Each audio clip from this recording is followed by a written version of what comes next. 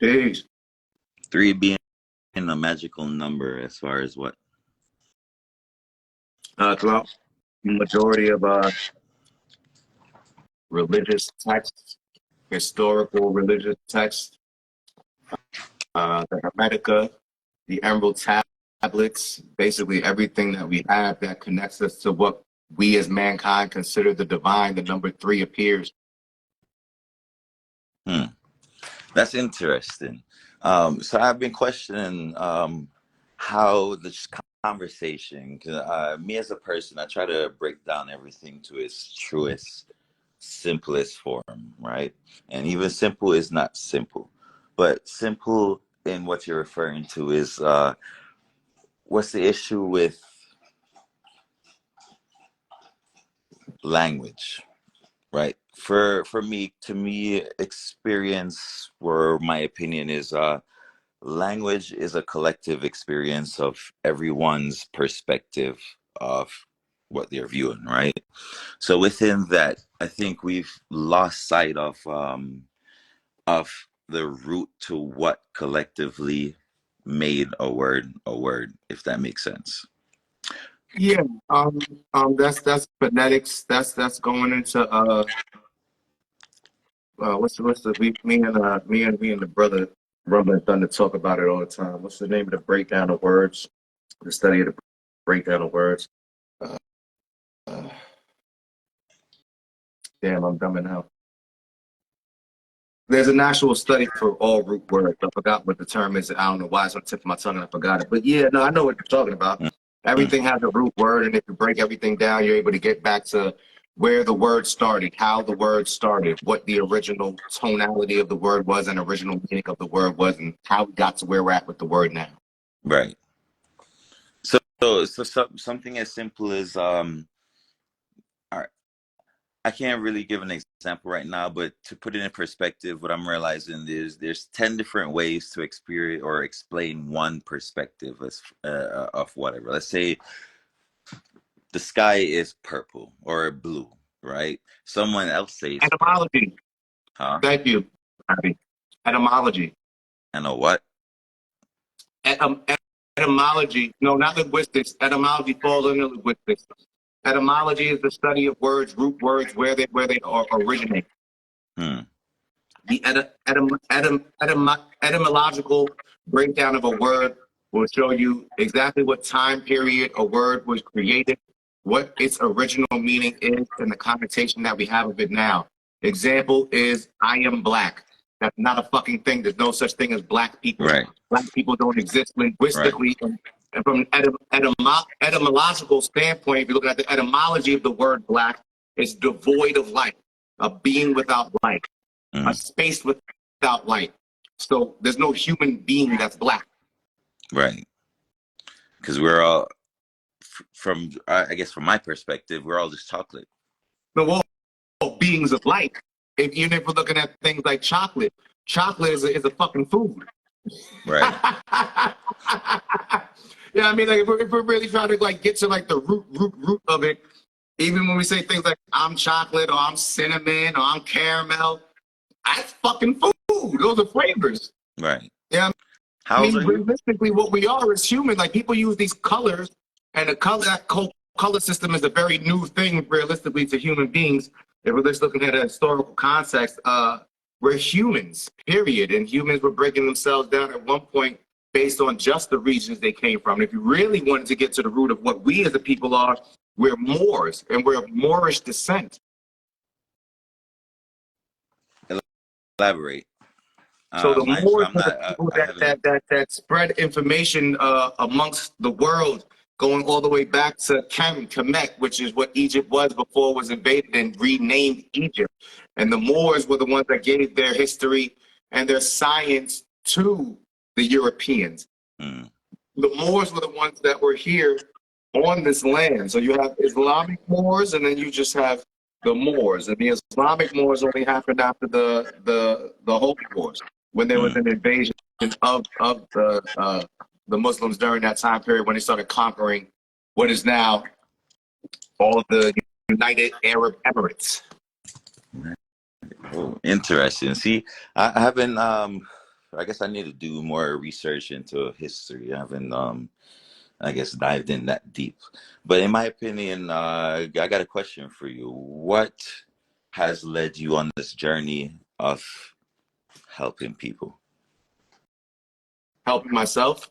helping yourself? Why you say that?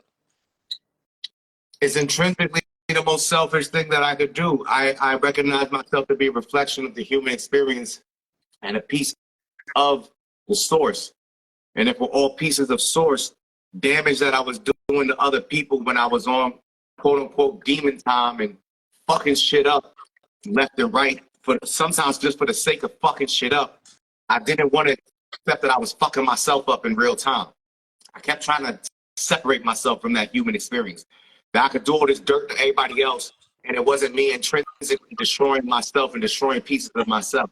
That I could, at one point, just run around and use these women and my sexual encounters with women just to fucking blank out my mind, because I didn't really have a divine connection. The divine connection was always there. I didn't acknowledge my divine connection to self. I didn't acknowledge my own power, potential, the reality that I was shaping, shifting, and molding, until I found myself in the most fucked up situations, sitting in prison, being homeless at 16, being homeless again before my daughter was born 8 years ago, being homeless again at the age of 36. These are all standout moments. Watching people I love die, knowing that to some degree, if I would have walked a different path, I could have impacted to a degree their timeline, because we are all engaging and exchanging energy with each other. So law of one, I had to accept at some point that everything that I did to someone else was the damage I was doing to myself. So in turn, when I finally accepted reality on reality's terms, all that I did to repair the brokenness in me was in turn allowing other people to look at that same mirror that I've always been and see their own potentiality to repair the brokenness, quote unquote, in them. Do you, sorry for cutting you off, No, go ahead. you realize, or if you've realized, though, do you know what started it, or what specifically was said, or what your trigger was that got you on self-awareness? My uncle passing when I was 5 years old. 5 years old. Huh. That's when I woke up. That's when you woke up. Mine's, I guess mine for me started at 23, when I was presented with a question. I don't know myself. Blew my mind. Why? I guess I don't know why they even said that to me, but ever since then, I've been on a path of self-awareness, or trying to figure out why my whys are, what caused me to feel this way, what provoked me to do this action, whatever the fucking case may be, right? But for me, I guess I realized within doing that, a lot of people aren't self-aware of their action as to how a reaction is created from their action, if that makes sense. Yeah. Within doing that, I'm realizing, in my opinion, society is slowly fucking us over in the long term, and we as human beings are diving away from the originality of why we are here as a species, to now conform to a society belief to stray away, if that makes sense. I wish there was more help, and I think I'm on the path of trying to figure out the route to that help. And I don't know how to formulate the words properly to create the help. Sometimes, not sometimes, most times it's not about the words, it's about the actions. Before I had the ability to properly formulate and articulate all of my thoughts, my actions will align with the same things I'm saying now. Mm. How so? So when I started training people with fitness, it wasn't out here in the free world, it was in prison in 2011. And as I was studying anatomy, physiology, biomechanics, sports medicine from a prison cell, I started intrinsically because I already had a lot of injuries, and I was refusing to be the weak version physically of myself. Because in prison, it's like I'm light skinned, I have long hair. Like, you're not about to fucking play with me. Fuck that. I'd rather die in this fucking cage fighting with everything I got than let some weirdo shit happen to any degree. So when I started studying the physical, I knew I had to put this information to the test beyond just myself, because I realized as I was studying that I didn't truly have a grasp of that information. I could not give that information in real time to an individual through the action of training and strengthening their mind, body, and spirit. So I started training people in prison, acting as a personal trainer in prison. Shout out to the youngin' Milo. Well, he ain't young no more, but he was my youngin' back then in 2011. But shout out to my youngin' Milo, because he was one of the first ones that I put some time, energy, and effort into. White boy in prison, fucking with us. He around the homies, bug out ass nigga, like completely out of his fucking mind. But he had that dog in him. But the dog needed some type of direction and training to be able to really be a fight dog. You know what I mean? Like, any dog could be a wild dog, but a fight dog is trained to go for the neck. A fight dog is trained to keep his head down.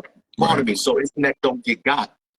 So long story short, I trained him from maybe 2000, and I started with him in 2012. I went home 2013. So yeah, 2012, 2013, we had like 8 months together in Orleans Correctional Facility. And shout out the homie O. So I ended up talking to him to hear the story about what happened. So I used to train with him, spar with him, give my physical tools to him, sharpen him, steel sharpen steel. I made sure that motherfucker was steel, so you can't help me if you ain't steel, because I'm steel. So when I left and went home, still the same little cool out white kid, but a bug out, glasses. He didn't look like he was a monster, but he was a dog, and now he was a fucking trained dog. So I go home, I'm in the free world, still keeping in contact with my homies up top, and I get the call from one of the homies, O, and O tell me, yo, your boy in the box. I say, who? Milo. The fuck Milo doing in the box? He said, yo, somebody sneak thieved this nigga. Now in jail, one of the worst things you could do, and one of the most like gangster shit you could do to a nigga, is go into his locker and just take his shit. Nigga went into his locker. Take his shit, right, just to take it. We in the free world. You like, nah, what the fuck you talking about? Yeah, bro, like we don't do that. So niggas took his shit, and then when he went to go ask about it, he's like, yeah, I took your shit, nigga, and what? So they say he was on the yard, and he threw the first punch. Milo threw the first punch. He said everybody thought he was gonna get washed up. Why? Because he took the next 4 punches from the other nigga. But the way we used to train, I used to tell that nigga, bro, if the nigga don't knock you out off the first hit, at this point, just see if that nigga got any more power in him. Because by the time you put the mitts on him, you're going to take all the fight out the nigga instantaneously, because he didn't do nothing to you. Man, when I found out that this boy broke this nigga's cheekbone, broke this nigga's ocular cavity, the nigga had to get facial reconstructive surgery because my white boy went to town, started dropping hammer fists and elbows on his nigga like it was an MMA fight. Mind you, he came home, went to live in upstate New York, and went straight into MMA. So that was one of those like first affirming moments that like, this shit is transferable. We can transfer little pieces of ourselves to a degree, but only to those that are receptive, willing, ready, and wanting. You can't force it on nobody. You can to a degree, but the inner body, the inner mind, the inner spirit is always gonna fight that shit, shield that shit off, and wait for its moments to rebel against it. It's like the child that's getting beaten by the parent their entire fucking life. Then they snap and beat the shit out their father or some shit when they old enough to do it and strong enough to do it, because I just been waiting for my fucking moment. Nigga, you wasn't making me strong. You was just fucking my head up. You know what I mean? So it's like, that's crazy. I think that's the hardest part, as far as like committing to realizing shit ain't gonna go your way, right? As far as for me, it's just speaking solely for myself. I realize I'm a fucking sensitive ass individual, right? And what made me more sensitive is anime I watched at 10 or 11 that made me want to take on the entire fucking world, right? It's called Code Geass. The premise of this anime is Literally, yo. So you seen it then. He made the entire world hate him to bring peace, right? Yeah. Subconsciously, I think I've applied that to myself and it's fucking me over, right? But I'm committed to this path because nothing is ever gained without being hurt or strengthening yourself to know what the fuck you're talking about. And the path that I'm choosing is gonna fuck me over for the rest of my life, but I'm committed to simply getting other people to respect each other, right? Through clear communication, direct communication. I feel as though people are too afraid of hurt, the shit that they've already experienced, to not commit to re-experiencing it for progression for their life, if that makes sense. Yeah, the avoidance of pain. I just made a post about that. I think like a day or two ago. It might have even been today. I can't even remember. But yeah, I just made that post. So I understand why people fight to avoid pain in real time. Yeah, I want because to that was me know at one point. what stopped them, because I'm stubborn. I'm a stubborn motherfucker. I'm not gonna give up. So why are other people stopping themselves? Because I feel as Because though they have everyone the should be like, choice to. huh? They have the choice to. But what? Ooh, that's good. You say that. Choice and free will is a must. It's an illusion But what as well. within free will that the choice is being made that yes, this hurt me, and I know this shit hurt me, right? But why am I gonna let it continually hurt me or to fight against the hurt that I'm feeling? Well, the choice you refuse to make is made for you at all times, and that's something that people, play blind, deaf, and dumb to because they believe if they don't make the conscious choice and decision that a choice isn't being made. But each person's going to create their own Reality. reality, reasoning, excuses, truth of why they're doing what they're doing. In the fitness world, we used to have a little book, the book of excuses. I don't know if that was an actual book of my mentor had just like wrote down all the shit he had heard as excuses. But we literally would get clients for FOs, fitness orientations, where we would interview them to see if they were going to be potential like sign-ons. And literally every time they was about to say an excuse, we finished the sentence for them.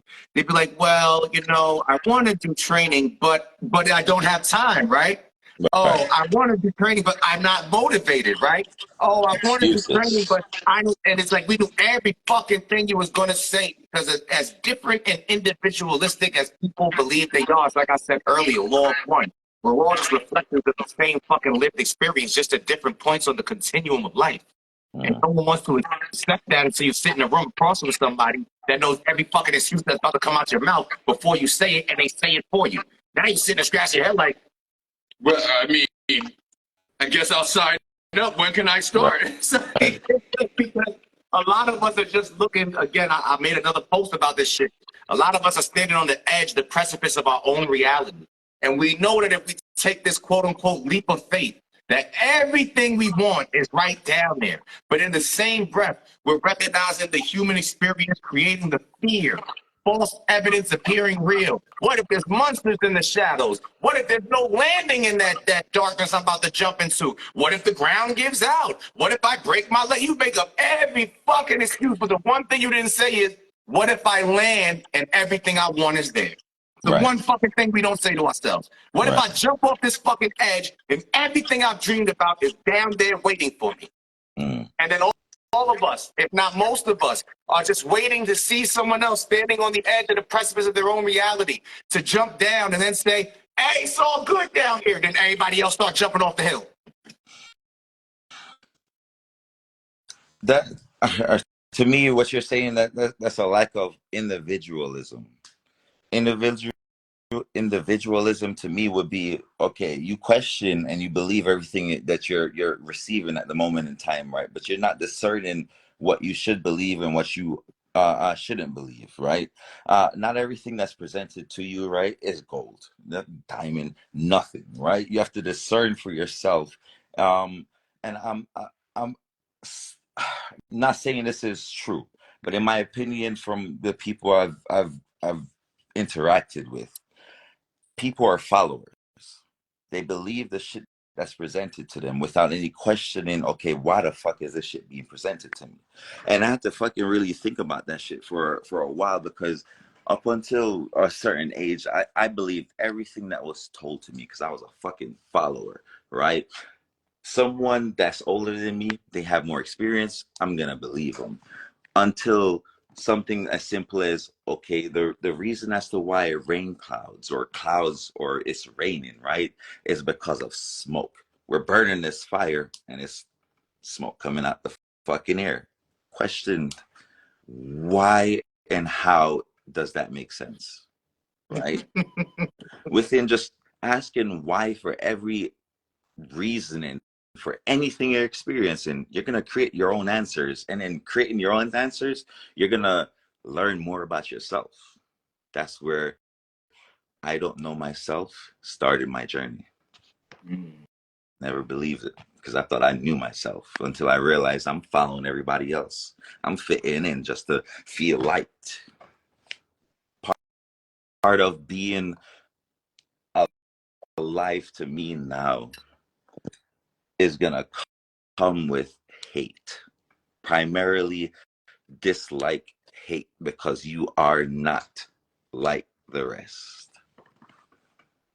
Now, if you're using hate, that means in the same breath, you got to acknowledge that you have a deep, profound love. Then the question becomes, what is it that you have a deep, profound love for? And only you can answer it. And you don't have to answer it now, because sometimes we got to dig to even see. But any human being that experiences true hate, they have a deep, profound love, because Do you that's know how it works. yours? It's the law of duality. If I have hate in me, I have a deep, profound love. I might not ever want to let anybody know what it is. Self-protection, defense mode, might be some weird shit by all, society standards, whatever, it don't matter. But any individual that feels and knows and recognizes that energy of hate, they also know the profound energy of love. It's, again, anyone that stands in light, they stand in light because they recognize what the darkness truly is. We all have a God and a devil inside of us. We all have a balancing polaristic force inside of us. Morality. And morality is something that's created by the human experience, because there is no moral soul. There's only a moral man. I agree with you on that. So, do you know in your opinion, what do you think your purpose is for your life that's been given to you? To exist. Go ahead. Come on. To To exist observe. in what way? Just to exist as I exist. Everything exists as it's meant to.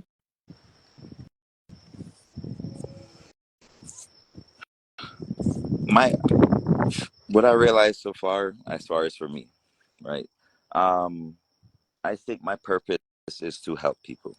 The only way I can help people is, I guess, whatever path I'm on right now, which is to identify the lack of positive communication. The reason why communication and lack of understanding the next person is such an issue.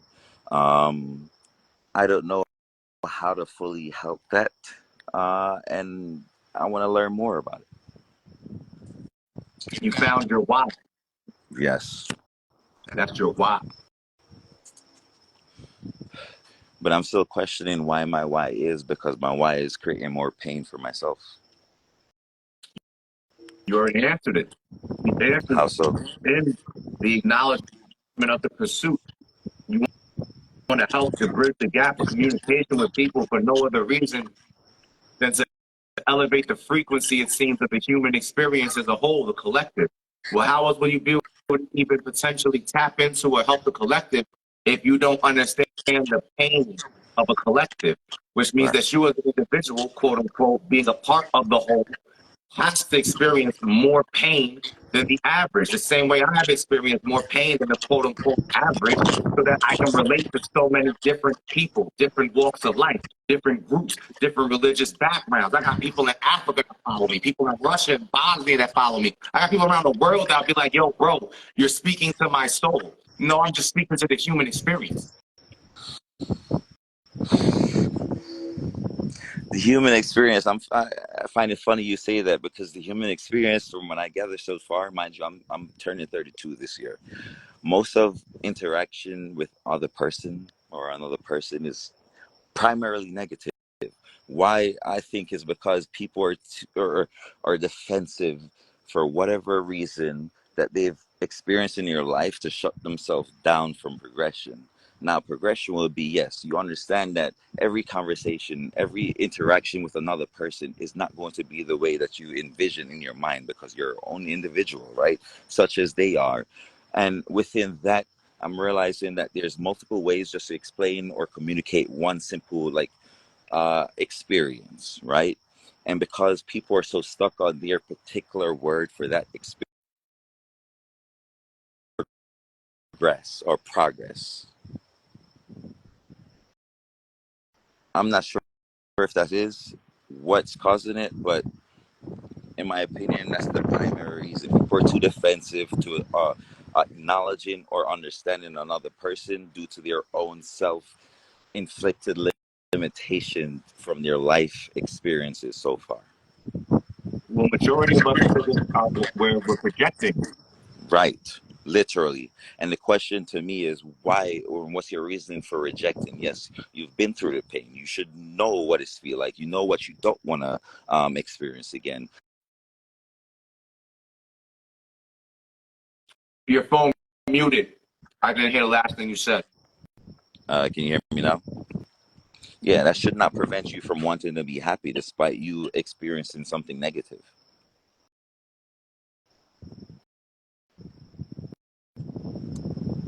Or seek an answer is the better response. Seek an answer to why the fuck you feel negative.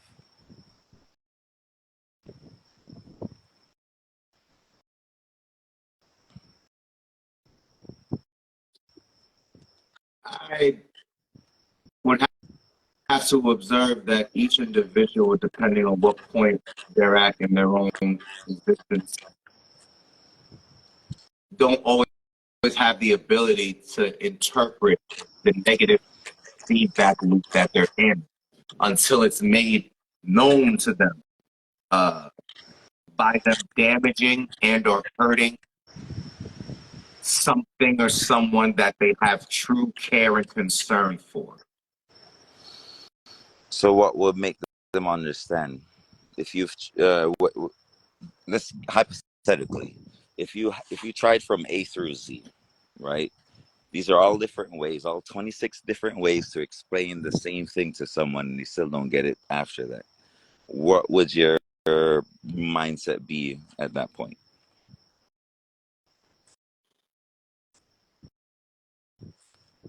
The same mindset I had when I had to let go of the love of my life, because I had exhausted all of my options and had to accept that I wasn't the catalyst for their individualistic growth, but they were the catalyst for mine. I'm gonna be a slightly personal right now. So I have a son. He's in California. I have with my girlfriend, the love of my life. I have a daughter on the way. But to identify just specifically with my son, I met my daughter first. She was 4 years old before I met her mom. That got us to have our son, right? I consider my daughter up until recently, where she's emulating what I chose to not accept anymore from staying, right? I stayed for the kids. I stayed for the relationship. I stayed for the betterment of our family, right? To the point where I cannot deal with this no more. After I made that decision, everything is now worse off as far as feelings, right? Men have feelings, and I don't think the rest of the world really identifies that. But men have feelings. Within that, my feelings is now I should have stayed in the bullshit instead of making myself happy by leaving the bullshit. Well, guilt is something that's perpetuated unto us from another person. 9 times out of 10 and the reason we can identify that as being the case is because if we do something that's self-fulfilling and for the betterment of self, It's only the idea from a societal standpoint or from the individual that feels scorned, hurt, or abandoned when they tell you the wrongs you've done, when they Right. tell you who you are, when they tell you how you are, when they attempt to denigrate and or belittle, it then creates that pain point in the mind. And then when we look at how reality has changed in real time, of course, that idea of guilt is going to settle in because it's been perpetuated unto us. You could look at the flip side of that. If you have an amicable breakup and you leave, and you know you have someone that has sound mind, body, and spirit, and they're like, "You're right. This isn't working. This isn't good for either of us. This isn't good for our child. Do what you need to do. I'll do what I need to do, and we're going to do what we need to do for our child." If that scenario happens, would you feel guilty? No. Why not? Because no one's making you feel guilty? Because the guilt didn't come from you. It came from an external source. Now, if that affects your relationship with the innocent child, how would you feel in that regards, or what would your mindset be to progression? I'm in that scenario in real time right now. It is affecting my child. My child is innocent. My daughter, who I was literally with since before she came into this world. This is the first time I've been away from her. This is the longest period of time I've been away from her. And we're not even at 2 months yet. She's 5, turning 6. It's been the most horrific fucking 2 months of my life. I literally was homeless. I'm in a new fucking state. I was in an adult shelter. I had a fucking caseworker with the videos are online right now where this motherfucker telling me I abandoned my child. And I'm explaining to this dumbass nigga, you have no idea what the fuck you're talking about. Everything I'm doing in real life is to be able to reunite with my child under the proper circumstance and setting.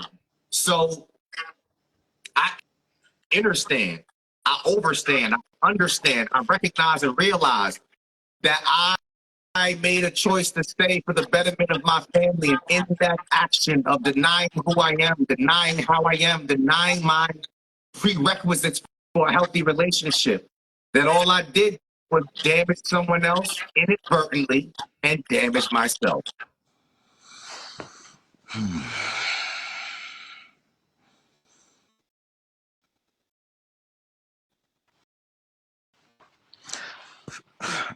I'm too sensitive. That's my generalization, yo. Why you say that? Why you say that? What makes you say that? Because I fucking hate people and I love people at the same time. I hate people. I fucking hate people. Nah, I'm dead serious, yo. I hate people and I love people at the same time. And I'm realizing, like, now I should have I should set up boundaries is what I should really fucking do, right? And then even subconsciously realizing I set up boundaries, people still don't respect it. So at that point, I'm trying to figure out how to maneuver, right? I'm left with two choices: either fuck everybody, be solitudely by myself, but I need people. Run it back. You have boundaries. You're aware of what your boundaries are.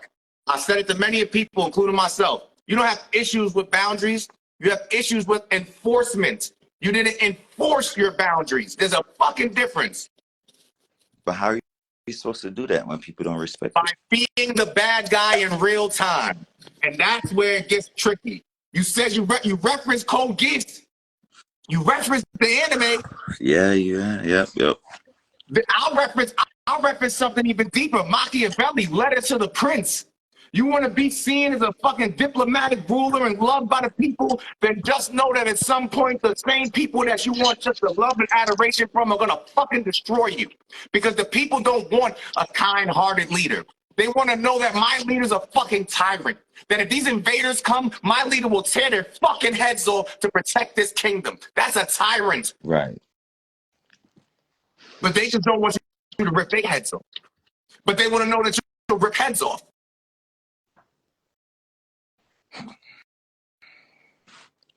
Why do you think people like Trump so much? Really think about that shit. I like Trump personally. For me, I like Trump.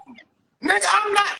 Anti-Trump got the right nigga on the screen right now. Trump 2024, bitch. The fuck we talking about? Because if Biden get us back in the motherfucker, we going down. Right. Nigga, what? We're already going down. Biden got kids sitting on his lap, all types of weird shit. But that's a whole other conversation for another day. Right.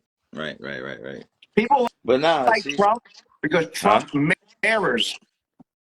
Trump mirrors the same people overseas that everybody's like, yo, we hate these tyrants. Yo, we hate what China's doing. Yo, we hate what Putin is doing. How can that be if everybody literally is quietly like, damn, that nigga's a gangster? Really think about it. Every time I hear about this shit, Putin is like, yo, Putin is a gangster. We respect the gangster. Hold on. All these, we don't want the mob in our town. We don't want the mafia in our town. But everybody loved the mob and the mafia. Wow. Why did they go to movies about them? Because people respect those that have power and order.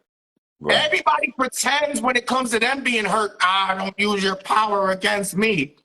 But when that same power is used to protect you, when that same power is used for your little piece of plot of land to not get invaded, all of a sudden you like, yeah, motherfucker, kill them bitches. Right. People only do shit for their own benefits, but they contradict themselves later on when it's not for their benefit. Because that's not popular opinion. Right. You can't publicly be in the streets talking about some I'm happy bombs were dropped. Why? Because I'm worried about what the person next to me is gonna think. What are they gonna say? I don't want to be seen as a bad person. I'm not a bad guy. I'm a good guy. And that prevents you from realizing yourself. You'll have no self-awareness if you're a consistent chameleon following the bandwagon. That's why I've been out here for over a year now, being the fucking bad guy in real time. I don't give a fuck how many people don't like what I'm saying. I don't give a fuck how many people are like, oh, you attacking groups and you that. That shit means nothing to me because we as a human race have been attacked left and right by our fucking own reflections. So at some point, I'm going to attack what?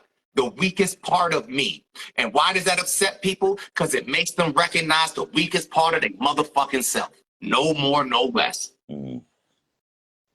That's straight facts. And my question is like, why people can't make that universal? Because they still have a problem with that simplicity. Choice goes back to what I said earlier. It's a fucking choice. Listen, even in China, where the People's Republic took away quote unquote people's choice, people still got a choice. That's why they got some of the highest suicide rate. You can't take away choice. You can only create the illusion that you had. Choice. That's crazy, bro. That's crazy. That's like you have free will, but you don't have free will. No, basically, you don't, because you're having a human experience. And in this world, power, which is innate, has already been quote unquote divvied up. People have already claimed it. It's been happening throughout all of history. You don't think there were other people besides Mansa Musa that might have had the fleeting idea that I could rule the world? The difference between them and Mansa Musa. Got that shit. But I can't do it. It's all the time. The biggest difference between Mansa Musa and all of the people that were around him in real time is that for every fucking person that told him no he couldn't, he probably went off with their fucking head in real time until he had enough people around him that said, yeah, we're going to get there. And then they started marching. Town to town, city to city, country to country, richest motherfucker in all of history. It wasn't by accident.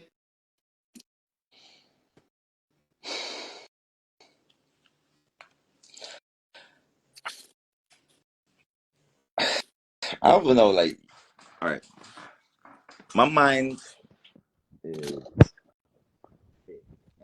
right. I'm gonna say something that I hope nobody hate me for, right? I realized in order for peace and I guess or simply peace to happen, you need to create dictatorship, right? But dictatorship cannot happen based off the fact that it's imposing on your free will. But too much free will, in my opinion, will lead you astray.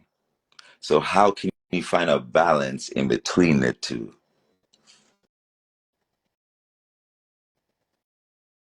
Well, there's no true balance in between the two. It's an ebb and flow. It's a consistent ebb and flow. You have like a moment that seems like there's peace. But even if you really look at the world, every moment of peace is after war, conflict. There's no real moments of peace, though. It's just the moment in between war. It's perceived as peace, but who perceives it as peace?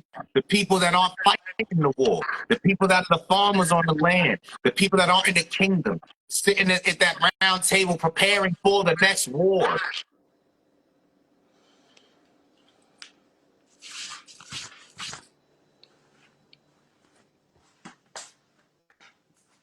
How are it?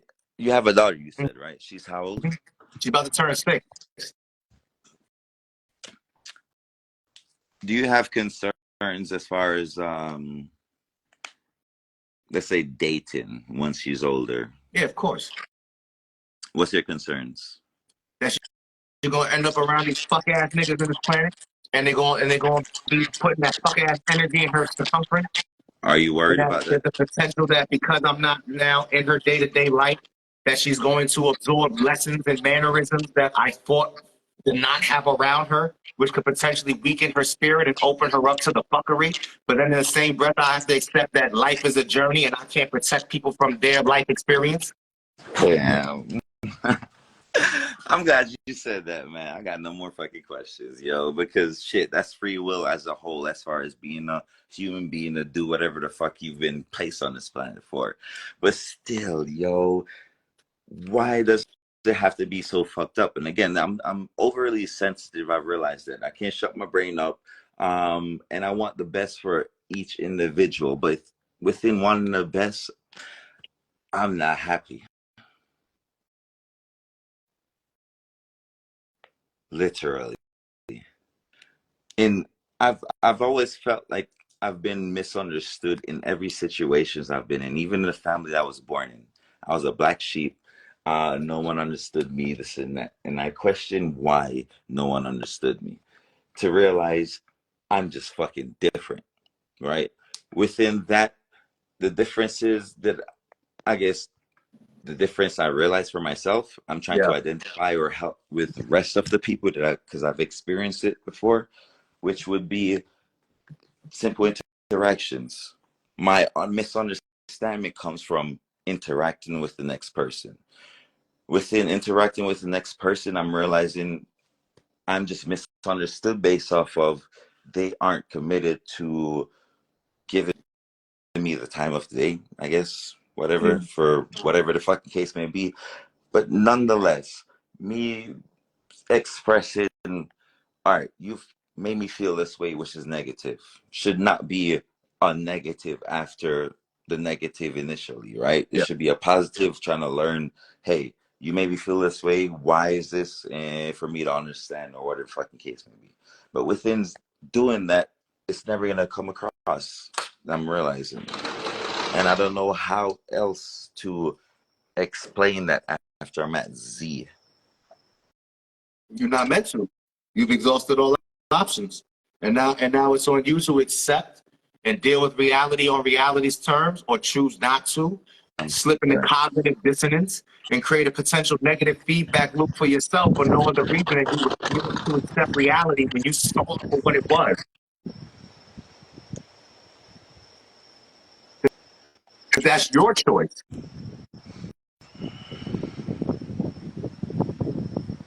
Okay. Yes, and that's the thing that I've been fighting to not accept. I don't want to accept that it's my choice to be fucking putting myself in hurt. But I'm realizing that's what I'm gonna fucking do. There's nothing that's gonna prevent me from not committing to this. I want to be hurt. Literally, that's simply fucking it, yo. I want to feel understood. And I don't know how to make that You want happen. to experience community. That's what you're looking for. Your community, your tribe.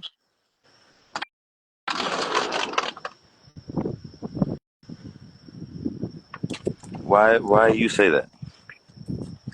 Because it's what we all yearn for to some degree. We have to go through the moments and the periods of isolation so that we could truly observe who and what we are in real time And then when we have our interactions with people going forward, it allows us to truly observe who and what they are in real time. The closer we get to those that are air-like, that share this frequency, the more quote unquote fulfilled we feel, because it's only a feeling and it's fleeting. The feeling doesn't stay, but the feeling is enough to allow us to perpetuate our own existence. It's why some people turn off their own light switch, some people don't. Some people never get to the point of meeting one person on their journey that allowed them to feel affirmed in their own existence. And I've met those people, and they were here today and gone tomorrow in real time, in high school. In high school. One of them, I won't say his name out of respect for his family, went on a trip with his family down south. I won't say where so the shit don't get looked up, because I think it made the news. But since this has happened in more than one state, again, you're not going to find out who it was or what year it was. But on this family trip, that's supposed to be a lovey-dovey exchange of, family energy. The depression was so deep in this individual, the disconnect from everyone and everything was so deep in this individual that he turned his own light switch off in real time and left himself hanging in the closet of his parents' room. So when they returned to the hotel room and couldn't find him, they finally opened up a closet, not looking for him, and found him. That's sad, man. So,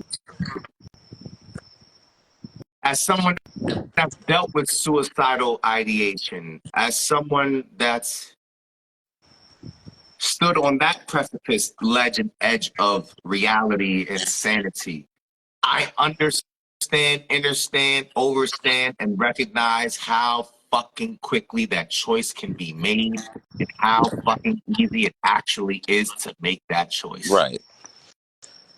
Because it only takes a couple of seconds. Split second. Do you realize the long-term effects of that split-second decision? Doesn't matter. You won't be here for the repercussions. Damn. That's where the shit gets bleak. That's where the shit gets dark.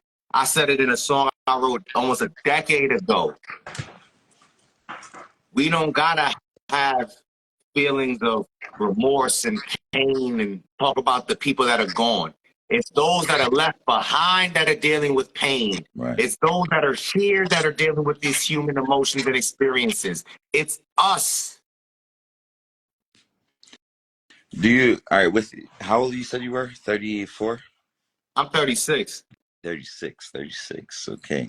In the remainder of your lifespan, do you think there will ever be a change in a positive way for the entirety of the human race? No, that wouldn't be a human experiment. How so? Because my dumb ass thinks that at some point in my life, because the same way you have people that go through sexual abuse, physical abuse, mental abuse for the majority of their life, and then they end up being this extremely successful story, and they champion people and they show people how to find their inner strength. You have people whose spirits are meant to be broken and extinguished just as quickly as those that are meant to go on the opposite end of the spectrum, because it is duality. But for every strong person, there has to be someone that is their antithesis. For every quote unquote dark person on the planet, there's someone that is the light and the exact opposite of them. That is the human experience. We exist on a continuum. There is no, it's like even in the Matrix when they referenced, the architect said, I made multiple versions of the Matrix.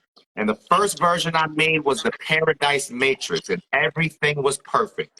But your people rejected it because innately we search for the chaos. We find comfort in our own chaos. And it is through the chaos that we know we're having a human experience. There is no perfect world. There is no perfect life or life.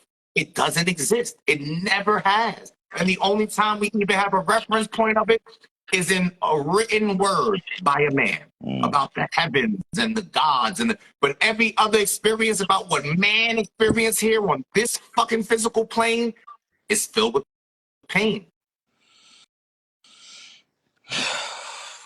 You're right. I wish I wasn't, because again, there's a part of me that wants the Paradise Matrix. Put me in the fucking Paradise Matrix. But who knows? Maybe I'd reject this shit because I'm so accustomed and akin to the pain of life and the human experience. And it's all of its darkness and light.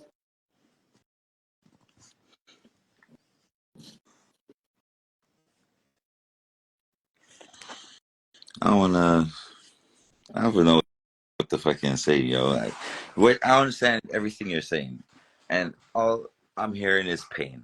Pain is gonna be the fucking key to life, and I'm tired of pain. I guess is where I guess my mindset is at. I've been hurt so much. I don't have no answers or reasonings or rationalizations as to why, but to figure out or learn from what I've experienced. Dolly, chill out. Go, man. Sorry, my dog is. I have no direction, pretty much. Besides, we're just here to just hurt each other and never fucking learn from it. I mean, we do learn from it, though. That's why these conversations we have and exist. Somebody said in the chat that their grandfather said that committing suicide is the cowardly way out. Somebody else said that committing suicide is what they say specifically, that it was a punk or something. I don't know. Wait, what did it say? I don't want to misquote it. Suicide is the cowardly way out. My grandfather always said that that's a punk way out. I'm not going to sit here and say what any individual should think or feel. Right. That's the whole beauty of the individualistic experience. What I will always do is present other lenses for us to observe through. I don't know any of your past. I don't know any of your present. I don't know any of your life story. Anyone in this chat right now besides what is being presented via this conversation in real time. But I can always give you scenarios that if you allow yourself to even put yourself in some semblance of it, maybe you'll be able to understand why some people choose to not be here in this physical realm. If you were a child that was great, I know certain words get like these lives cut off. Let's say from the age of 3, and the first earliest memory you have is that happening. And then you hit the age of 13, and it's still happening. You don't think that you might find some peace and solace in leaving this world, which for you as an individual would only seem like what people describe to be hell in all of the book for all intents and purposes. Pain, right. Suffering, and misery from your earliest memory to your teenage years. And you finally have the courage, because you call it cowardly. But then I give you the inverse. Don't you think that it would take an extreme amount of courage? Because I don't know if you've ever been that close to actually offing yourself. It's easy, but it's not as easy. There's a lot of failed attempts because people, they're like, I can't do it. So in the same breath, what is viewed as one as cowardly could be viewed as another as the most courageous step they took to their own personal freedom. And just right. Because we can't fathom another person's hell doesn't mean that those other versions of hell don't exist. I don't perpetuate where crazy come from. Yeah, quote unquote, because again, we are all having a human experience, and there's a scale to that human experience. And there are some human experiences that we don't fathom because it's not ours, and we don't want to put ourselves in that mental position to think about it and imagine it being us. But again, you want to fuck your own head up? Then imagine that being your first memory. Do some research into the kids that have experienced that. Do some research into other countries where the sex trade is still very fucking active and slavery is still happening. Look at what's going on in the Congo. There's such a vivid, disgusting tapestry of existence that I will never say I don't understand how and why someone would say I'm out of here. Self-imposed limitations, which is now the word crazy. To me, crazy Oh, is just cool. a misunderstanding of the next, right? Because they cannot imagine themselves being in that. But you only learn from experience. Just because you haven't experienced it, don't mean you should throw it off to the side or Of judge course. it. Of course. So it's I understand what they did, but I'm not taking myself out. No one told you you should. And again, if you understand it, then that means you don't understand it, and you definitely don't overstand it. So again, and you say if we want to be warriors, that's a no-no. Then you haven't done enough research into historical warriors, because you could look at Aztecs, you could look at Babylonians. What are you even saying to me right now? I love history, my friend, and I'm here for a conversation that allows us to expand our minds. Did you know that one of the greatest honors historically at one point was to be able to take yourself out? Right. And did you know that Get historically at samurais. one point, if you were an actual warrior, let's go to fucking feudal Japan Yep. and samurai. I think you should do just a little bit more research, not meat search, because you're projecting your own personal ideas and ideals and limiting your ability to observe the world. There is That a part. world that is bigger than us as an individual. And yes, at one point historically, the highest honor for a child we're talking about now, 5-year-olds and 3-year-olds, was to be able to walk to their own demise. And the parents were giving their children a way to do so. It was the highest honor. So again, you're allowed to, and you should, believe whatever you choose to in this beautiful journey of life. But what I won't do when people say fallacious things and try to project their own personal ideas onto an entire history of human existence, I just can't stand idly by when I have the information that has historical context and fits in this conversation and is needed, so that we as a people have the ability, if we so choose, to pick up the lens and peer through it. You don't have to. You can stomp on them glasses and be like, fuck this crazy ass nigga talking about, he don't know what the fuck he talking about. I said what I said and that's it. Good for you. And I'm not mad at none of that, because at one point I was just that defensive over my own ignorance and lack of knowledge. Defensiveness is the problem, in my opinion.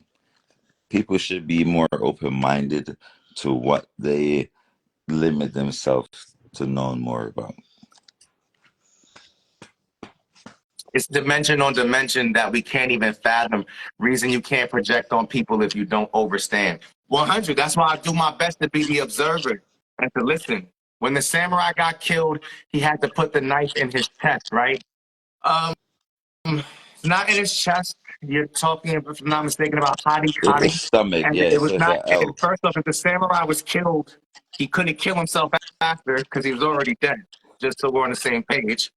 So no, if the samurai lost in battle, he had disrespected and dishonored his Country his town country, or his whatever. Yeah. emperor, his master, and his ruler. And Harikari, as he would gut himself by putting the knife in his abdomen, pulling it up towards his chest, and then going off, I believe, to the left.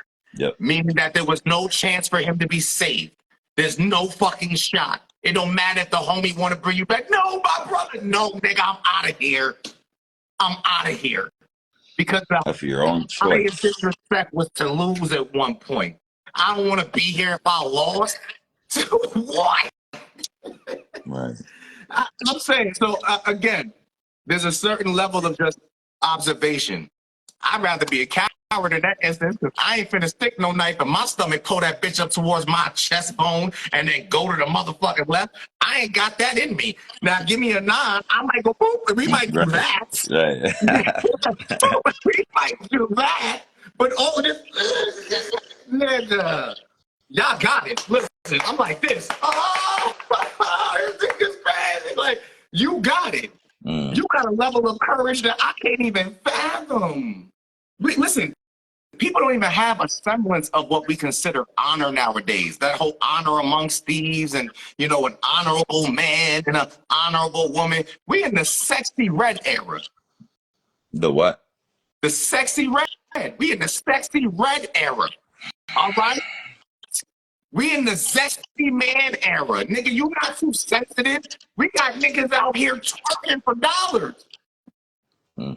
You not too sensitive. You're just fucking hyper aware.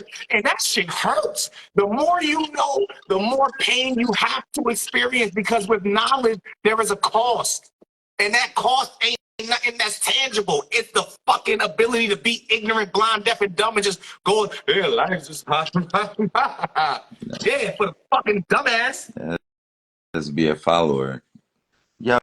But it's easier to be, bro. To some degree, it's blissful. That's where the whole ignorance and bliss come from. Bro, the genius is in pain. The dummy is having the best time of his fucking life. When I was on dumb out time, it's not because I didn't know. It's because I was fighting my damnedest not to know what I knew.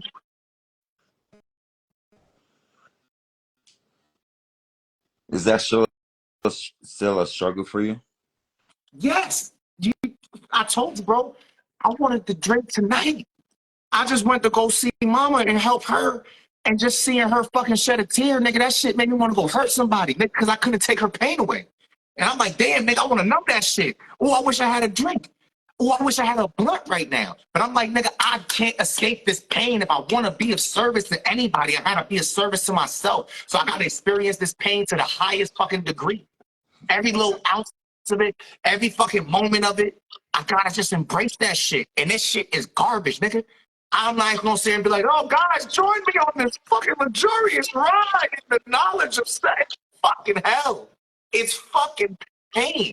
It's standing on the edge of manic depression at all times, and at the same time, pride in my own ability to be self-aware. You know how fucking wonky that is?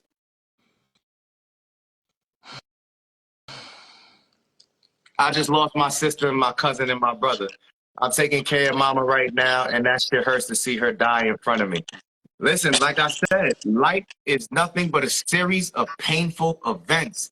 And it is never a comparison of whose pain is deeper, because all of a sudden somebody will come in here and tell us that the entire fucking family died and they're the only one. I don't compare pain. All we can do is observe our own pain, and to some degree, try to figure out how to move through our pain and share that with each other. That's the best we can fucking really do for each other. Because through those moments of unabashed honestness, that's how we give each other even the semblance of quote unquote hope. So tell me how I feel. I'm starting to hell no. I hate that shit, bro. I don't know what you mean by that, and I don't know what that means. I don't know what that means. I can't translate that. Yeah, that's trauma bonding. And I don't trauma bond. I solution bond. And I realized this when I did the podcast last year, and I mentioned that I had been trauma bonded. I went and reviewed my own reality. I said, ew, nigga, you are. You're still trauma bonding? As far as I've come, I'm still looking for people to bond over trauma with? No, fuck that. We're going to solution bond. I'm going to need you to go deal with yourself a little bit more until you're ready to come back to the tribe and be of service to the tribe. Not because you're here to be of service to us, but because you're finally being of service to yourself. And now you have the ability, if you so choose, to be of service to those around you. Solution bond. Or keep that shit over there, because we ain't got no fucking time no more. The time is ticking for all of us, and no one knows when the clock is gonna go. So how dare any of us, after the year 2020, after the year 2021, with everything we all collectively experienced, how fucking dare any of us be like, we're gonna waste a little bit more time? Keep that shit the fuck over there. Pretty fucking much. We can't come up with some solutions together. We can't hold each other accountable because we holding ourselves accountable to the highest degree. That we shouldn't be fucking communicating right now. Because I ain't finna go into no more negative feedback loops with motherfuckers. See, that's kind of fucking hard dealing with fucking people nowadays, because people are deceiving, right? What you think someone is pretending to be similar with you, right? It's just plain in your fucking face.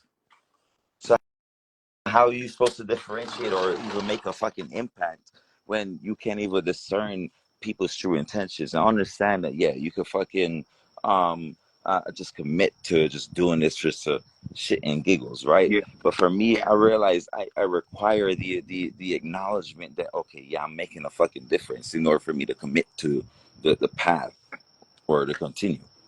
That's the thing that I guess I'm struggling with, is finding a reason as to why to commit to me realizing this is what I want to commit to. Well, you got to commit to you fully. Before you got to commit to you fully, and whatever the fuck that really means for you and what that looks like for you, only you could define it in real time. Right. If that means you going to fucking dance classes twice weekly, if that means you going to do boxing, if that means you going to do BJJ, or if that means you going to the gun range, if that means you running fucking drills, I don't. Only you can define what you need to do to build yourself up to the highest version of quote unquote self. Then your mission, your modus operandi, your MO, what you need to follow objectively, not subjectively, objectively, to make your mission come to fruition in reality. Then who the hell won't take dance classes? Are you trying to say who the hell wants to take dance classes? Somebody who has a stiff body and wants to be able to fucking find flow. That, what do you mean? Do you know that dance is a universal language? That there are people that go into other countries and they literally can't speak the language, but if they can do that country's dance, they will be accepted in the villages. They will be fed. They will be housed. They will be clothed. There's many languages on the planet, and that's how this conversation first started between me and Mr. Boyd Banks. We was talking about language in the very beginning. And not all language is spoken. Literally. That's hilarious. Jay, Melodia, the reason you're not up on the screen, first and foremost, because I'm not sure what type of time you really fucking on, A. And B, because Boyd Banks and I was talking before this conversation happened, and this conversation was pre-planned, my friend. Not that we knew what the topics were going to be, but the fact that this moment is happening was pre-planned, my friend. It's preordained. This is a divine moment that we have both been pouring energy into and towards for to occur in real time right now. This is content that is going to now be on YouTube, so that anybody want to play catch up or go get some of these lessons or go get some of these moments, it's going to be there.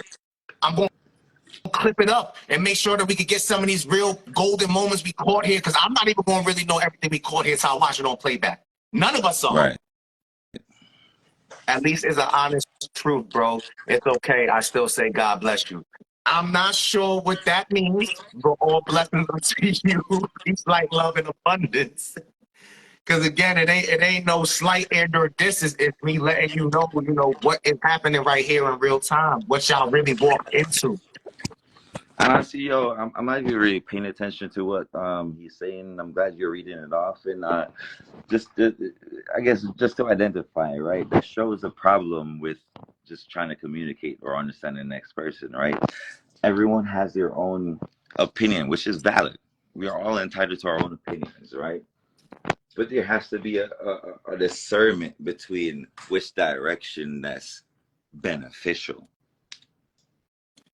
Yes and no. Play the advocate. I don't want to say devil's advocate, because one person's devil and another person's God. Right. But just to play advocate for the opposing point, the direction we feel and the group consensus, if there's 10 of us in here and 9 say we going in the right direction, there's always going to be that one person that's like, y'all was until Yeah. Now let me go.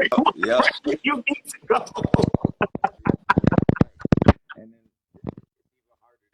And that's listen, that's an example in real time of choice. Right. We should literally be going against the wave, and we got 9 people on a boat with a 10-man boat, and we need that 10th person to just pull their fucking weight, do the right thing, so we don't all die. And that motherfucker fighting against everybody on the boat because they got their own idea of what it's supposed to be in real time. Now, this goes back to what I was saying about the tyrannical ruler. You talk about how to get that little peace moment, that little balance. That's when the motherfucking leader of the ship be like, hey, y'all 9 niggas, throw this nigga overboard right now.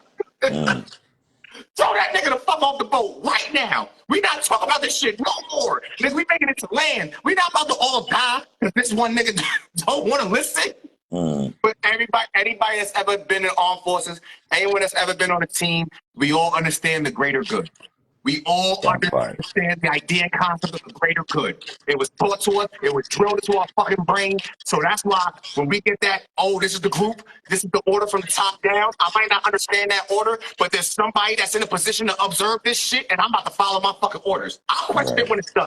I'm not about to be the reason we all fucking die. Because I'm going to question the real like, oh, we're going to kill that nigga now. Kill that nigga now. He's AWOL. He's the fuck about it. And then you're going to get somebody to say, hey, why you got to kill him? Why not kill him? About to go with his ass. You right. Right.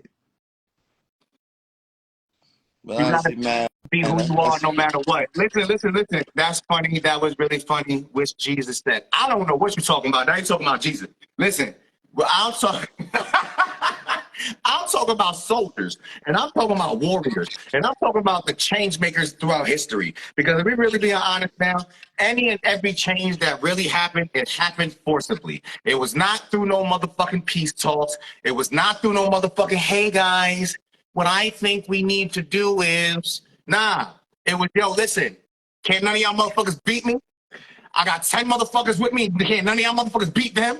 Y'all got two choices. Get down or lay down. Get down or lay down. Make your choice.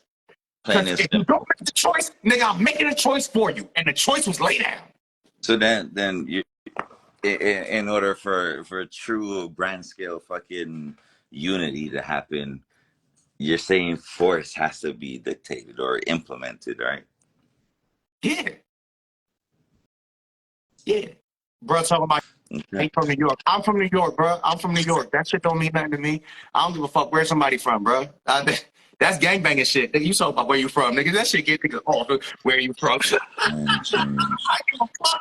We having a talk right now, bro. Nobody cares. Hey, what part of New York you from? I'm born in the Bronx. I was raised in Westchester. My family up in Westchester.